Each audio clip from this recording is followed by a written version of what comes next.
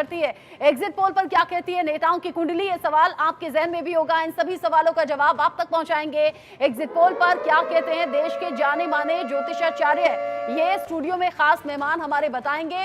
एक एक पॉइंट पर बात होगी। कुंडली के नंबर क्या हैं, कुंडली में कौन सा ग्रह किस दिशा में इशारा कर रहा है, क्या एग्जिट पोल नतीजों के आसपास होंगे, जो एग्जैक्ट रिजल्ट होंगे वो एग्जिट पोल की तरह ही होंगे क्या, या फिर इनमें फेरबदल हो सकता है।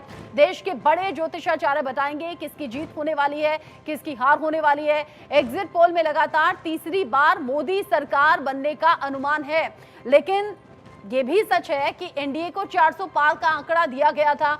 खुद पीएम मोदी और अब टॉप जो शीर्ष के नेता हैं उन्होंने कहा था एनडीए इस बार 400 पार जा रही थी और बीजेपी 370 को क्रॉस कर रही है।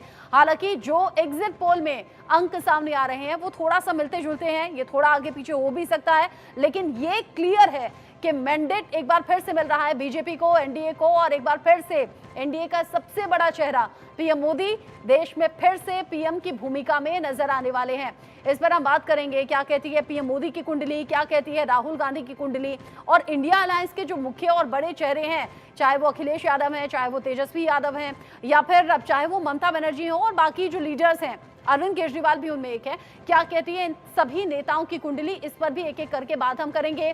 ब्रजेश मिश्रा जी भी हमारे साथ में हैं, सुनील दत्त हमारे साथ में जुड़े हुए हैं, रितु सिंह भी हमारे साथ में जुड़ी हुई है, प्रमोद मिश्रा जी भी हमारे साथ में अभी अभी इस आर में जुड़ गए हैं। सबसे पहले प्रधानमंत्री नरेंद्र मोदी को लेकर इंडिकेशंस क्या हैं, रितु जी मैं आपसे समझना चाहूंगी। अभी 2024 चल रहा है, एग्जिट पोल नतीजे सामने आ चुके हैं, कल एग्जैक्ट क्या रिजल्ट है वो हम सब जान जाएंगे। यही वो वक्त होगा जब तेजी से आंकड़े बढ़ रहे होंगे, लेकिन कुंडली क्या कहती है, ये जो संयोग बना हुआ है इतना ज्यादा सपोर्ट का पीएम मोदी को लेकर पिछले 10 साल में हमने देखा कि कब तक कंटिन्यू रहेगा। बिल्कुल, देखिए जो एग्जिट पोल की रिपोर्ट आ रही है वो करीब करीब बिल्कुल सही है। 350 से और 370 के बीच में तो बीजेपी को वोट मिलने ही मिलने हैं, बीजेपी की सीट्स आनी ही आनी है।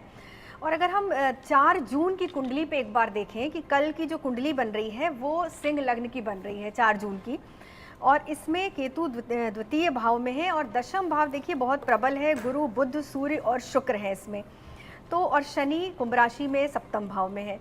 तो कहीं ना कहीं ये इंडिकेशन है जब दशम भाव इतना प्रबल है तो हमारे जो हमारी मौजूदा सरकार है वही आगे रहेगी, ये फिक्स हो जाता है, तय हो जाता है कि अभी मोदी जी की कुंडली जो भी सत्ता अभी चल रही है वही सत्ता वही सरकार अभी आगे भी रहने वाली है। और मोदी जी की कुंडली का तो विश्लेषण बहुत देर से कर रहे हैं कि उनका जो उन्होंने नामांकन किया बहुत ही इतने शुभ और इतने स्थिर मुहूर्त में किया, पुष्य नक्षत्र में किया, तो ये भी एक अपने आप में बहुत बड़ी बात है। और इतने सारे राजयोग मोदी जी की कुंडली में जिनका मैंने अभी जिक्र किया था कि लक्ष्मी योग है, रोचक योग है, विक्रमादित्य योग है, नीच भंग राजयोग, गज केसरी योग, शंख योग, और एक और योग जो रह गया था वो है इनका दशमांश कुंडली में विमल नामक विपरीत राजयोग। तो ये सारे राजयोग मिलके इस तरफ ही इशारा कर रहे हैं कि मोदी जी की कुर्सी अभी बिल्कुल सुरक्षित है। और कल का जो आने वाला है एग्जिट पोल का, या कल जो चुनाव के जो नतीजे आने वाले हैं वो मोदी जी के फेवर में, क्योंकि यही अब एक चीज़ और हम देख सकते हैं कि हमने बीजेपी की कुंडली भी नहीं देखी, क्योंकि सिर्फ मोदी जी की कुंडली से निष्कर्ष हम निकाल रहे हैं। यहाँ पर बीजेपी की कुंडली पर भी अगर एक नज़र डालें तो वो भी बहुत सकारात्मक परिणाम दे रही है। बीजेपी की कुंडली भी मिथुन लग्न की है, चंद्रमा में बुध की अंतर्दशा चल रही है। अब देखिए यहाँ चंद्रमा छठे भाव में है लेकिन नीच भंग राजयोग है, जैसे कि मोदी जी की कुंडली में भी नीच का चंद्रमा होते हुए नीच भंग राजयोग बना हुआ है, वही स्थिति बीजेपी की कुंडली में भी है। मंगल शनि का गोचर, थोड़ा सा पार्टी में विवाद या कुछ चीज़ें आ रही थी, कुछ बाधाएं थी, लेकिन ये लग रहा है कि मोदी जी की साधना से वो विवाद खत्म हो रहे हैं और ये जो नतीजे हैं उनके पक्ष में ही आ रहा है। 400 सीटों का जो उनका एक था कि 400 सीटें आएंगी, उतनी तो नहीं, लेकिन वो संख्या 370 तक लग रहा है कि ये ज़रूर होगा। अब देखिए बीजेपी कुंडली की एक बहुत खास चीज़ है जो मैं यहाँ बताना चाहूँगी कि लग्नेश नवम में बली है, सूर्य और गुरु का राशि परिवर्तन है। तो जब भी किसी जनपत्री में सूर्य राजा होते हैं और गुरु मंत्री हैं, तो जब सूर्य और गुरु का राशि परिवर्तन होता है, इंटर एक्सचेंज होता है, तो ये बहुत अच्छा राजयोग है। और शायद यही कारण है कि हमारे यशस्वी प्रधानमंत्री मोदी जी और अमित शाह जी की जोड़ी बिल्कुल सुरक्षित है। और इतना उसके विषय में जो बातें होती हैं वो यही रीज़न है कि बीजेपी के कुंडली के ये दोनों लोग जो राजा और मंत्री हैं वो बहुत प्रबल स्ट्रॉन्ग रहे हैं, तो इस वजह से भी लग रहा है कि अभी ये लोग आगे अपनी सीटों पर काबिज रहेंगे। अच्छा, एक तो कुंडली होती है, एक होते हैं कर्म।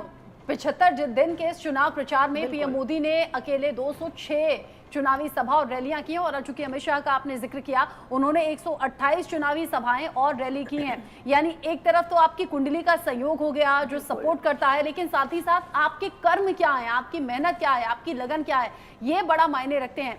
ब्रिजेश जी, चूंकि बीजेपी की कुंडली हो गई, प्रधानमंत्री मोदी की कुंडली हो गई, कोई बैरियर नहीं है, प्रधानमंत्री नरेंद्र मोदी को फुल सपोर्ट देश की तरफ से मिल रहा है, लेकिन ये सपोर्ट बरकरार कब तक रहेगा? पीएम मोदी के भाषणों में, बीजेपी के टॉप लीडर्स के भाषणों में हम लगातार 2047 तक विकसित भारत का संकल्प सुनते हैं। देखिए, सबसे पहला नंबर मैं भारतीय जनता पार्टी की स्थापना की पत्री के बारे में बताना चाहता हूँ। भारतीय जनता पार्टी की स्थापना हुआ था 6 अप्रैल 1980 को 11:40 AM। सबसे पहले एक मिथुन लगन की पत्री था उस समय, और जो राशि था इसमें भी देख लीजिए वृश्चिक राशि में जो मोदी जी का राशि है, और जो लगन है सेम वही लगन, यहाँ पर लगन मिथुन लगन हो गया, वहाँ राशि क्या हुआ, वृश्चिक राशि हो गया। तो सेम यहाँ दोनों का स्थापना की बात कर रहा हूँ। जब भारतीय जनता पार्टी का स्थापना हुआ था तब से लेकर के आज की बात कर रहा हूँ। ऐसे प्रधानमंत्री लौह पुरुष कहे जाएंगे, मैं इस चीज़ को दावे के साथ कह सकता हूँ। और सबसे पहला नंबर ये चीज़ बता सकता हूँ कि अभी प्रेजेंट टाइम में जब तीसरी बार मोदी जी शपथ लेने जाएंगे, उस समय भी अगर आप देखेंगे, जैसे हमारी बहन जी भी बता रही थी, मैं उनकी भी बातें सुन रहा था, तो वो बता रही थी कल की पत्री, कल का गोचर देख रही थी।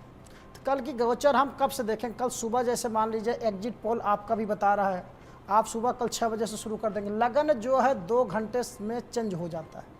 तो जैसे लगन चेंज होता रहेगा, उसी समय में चल लगन, स्थिर लगन, दृढ़ स्वभाव लगन, लगन तो आता रहेगा, चलता रहेगा, क्योंकि समय चलता रहेगा। और दूसरा नंबर, रचना जी आपने बताया कर्म। कर्म तो बहुत बड़ी बात है। जन्म पत्री में आपके कह रहा हूँ सारे ग्रह उच्च के हों।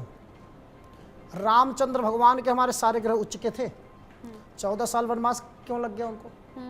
तो इसी तरीके आपके पत्री में सारे के सारे ग्रह उच्च के हों, लेकिन जो आपको कर्म है, जो आपको आशीर्वाद, जैसे बताया ना जनता जनार्दन का आशीर्वाद, तो जैसे जनता जनार्दन का जो आशीर्वाद मिलता है ना, हाँ। बद्दुआ एक होता है, एक दुआ होता है, हाँ। वो खाली नहीं जाता है, आपके अंदर से जो निकलता ना, अंदर से। ठीक कह रहे हैं आप। जब नोटों के बंडल निकलते हैं नेताओं के घर से, जब छापे पड़ते हैं, नोटों का पहाड़ मिलता है, और जिनके घर पैसों की किल्लत होती है, वहां से इस तरह की चीजें ही निकलती हैं कि भाई अपने घर भर लिए हैं बजाय कि हमारा ख्याल रखे हुए। और जब इस तरह के नेता होते हैं तब लोगों का विश्वास डगमगाता है।